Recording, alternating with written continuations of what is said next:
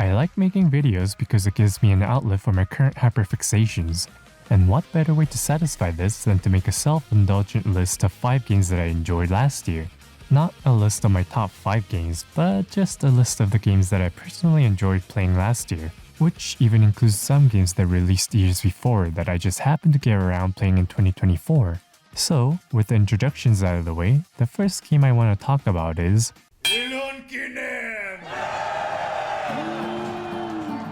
yes, Dwarf Fortress, a game that looks like this, that used to look like this. A game with multiple complex mechanics that feed off of each other and has walls of text for almost everything. But as the most annoying guy at parties I've been to, I eat this kind of stuff up. On top of that, reading the grandiose stories that took place in other people's fortresses built up my interest for the game. However, when I tried out the original ASCII version back in the day, the game's UI was too obtuse for me to properly utilize.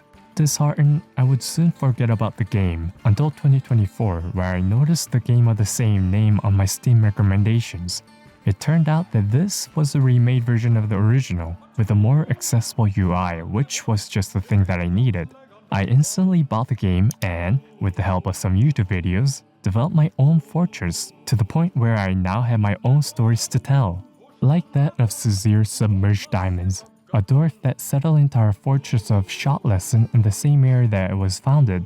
He started out as a simple performer until our expedition leader Takud went crazy, started a fight against 2 dwarven children, and was subsequently killed by them.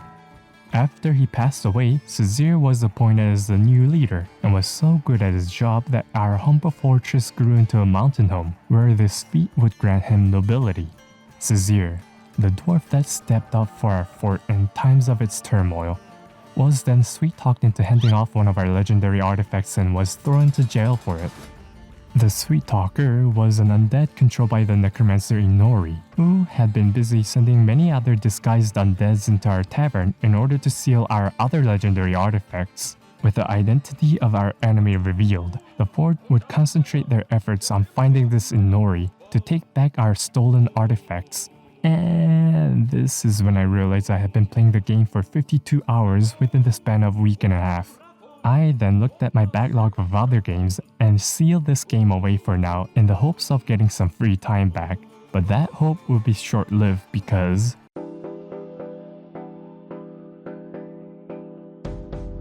I did mention that this wouldn't be a top 5 list of 2024, but I had to sneak in the best indie game of the year because I needed to break up with the fact that I played this game before it got popular. And this is very important for me as someone that doesn't have much going on in his life. You see, after 100%ing Slay the Spire, a phenomenal roguelike deck builder, this game popped up on my Steam recommended. And not having yet my fill of the roguelike deck builder action, I made an impulse purchase that would end up eating away at my free time like no other. For those that don't know, Balatro is a game where you try to make the best poker hand possible by trading in a handful of cards from your deck a number of times. Which doesn't sound too exciting when written down like this, but during your run, you're given joker cards that can boost your chips/multipliers under certain conditions, and different consumables that can modify your deck, which help to build up your score and make the colorful fires light up with the sounds that release the feel-good chemicals in my brain. Did I also mention that I have an addictive personality? And the roguelike factor makes this a great game to pick up whenever you have free time, especially with the mobile version that has been released. Well, I didn't actually start playing Celeste in 2024, I played it on my Switch way back when, and I enjoy my time with it, with its tight controls and difficult but fair level design, along with a nice little story of self-acceptance that I appreciated. Then, I got to the post-launch epilogue chapter called Farewell, and the anxiousness I felt throughout the whole thing kinda undid the positive vibes I felt about it. So, when I got to the final screen that was as long as 5 regular screens, I got too frustrated with it that I just quit. And whenever the discussion of Celeste being one of the best platformers ever came up, I would complain that the good game was marred down by the fact that the closure to the entire story was only reachable through some BS DLC difficulty levels. Yes, I was committing one of the greatest gamer sins of all time, commenting like a person who is bad at video games. But after some time in 2024, I ended up getting the game again on Steam. And since I did like the main game, I decided to replay it. And it being my second time around, I was much better at the game, which had me beat the main game much more quickly, to also then give me the momentum to get through Farewell again.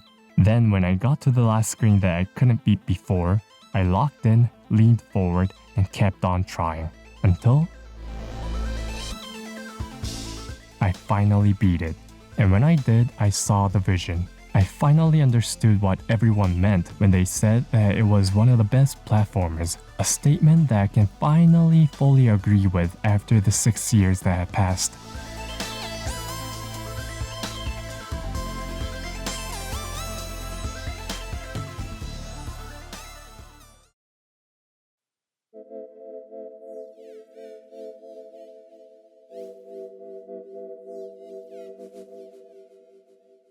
Similar to Celeste's Farewell, I only played a little bit of Rain World here and there before 2024. I would start from the outskirts, learn the basic mechanics of the game, make it to the industrial complex, and put the game down.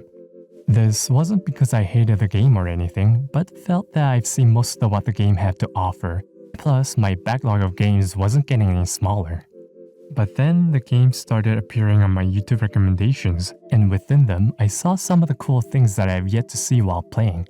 So I decided that I would properly dive into the game again, and after getting through the industrial complex again, I was slowly drawn into the world of Rain World, as I would encounter the new things that intrigued me, and through experimentation, learn how they react. Then the knowledge gained from that naturally made me more adept at surviving. Where at the start, I would run away from even a single lizard, by the end I was jumping in to fight a whole pack of them myself, and get myself killed many times. But it's amazing how much I was engaged with the game's environment, with a main character that doesn't even speak human words.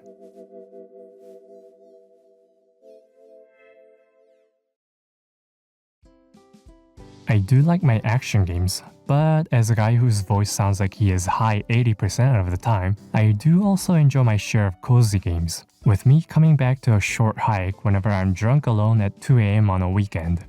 And the other comfort game similar to it I found last year is the little Gator game. The premise is simple in that it's about a younger sibling trying to get their older sister to go on adventures with them like they used to. So, as the game is about making this pretend adventure, there isn't really much in terms of combat, but instead focuses more on the exploration and messing around with the environment. And not to sound cliched, but the way that the game is presented to me made me feel like I was being a child again. Which honestly is the most midlife crisis thing I ever said, but at least now I have this game and other ways to deal with it. And those were the 5 games that I enjoyed last year. Of course, I did play more than 5 games, but I had to limit my list, or else I would have just kept on going about games like Yakuza 0 and Yakuza Kiwami, which I finally tried out last year and absolutely loved, but which I also left out of the list because I already made 2 videos about them. Or Hi-Fi Rush, a high-energy hack-and-slash game where every action happens on the beat. Keeping up with the developers' Tango Studios situation was definitely a roller coaster. Or Citizen Sleeper, a story-heavy game that's light on the gameplay but still easily recommendable, especially with a sequel on the horizon. Or Bomber Cyberpunk, a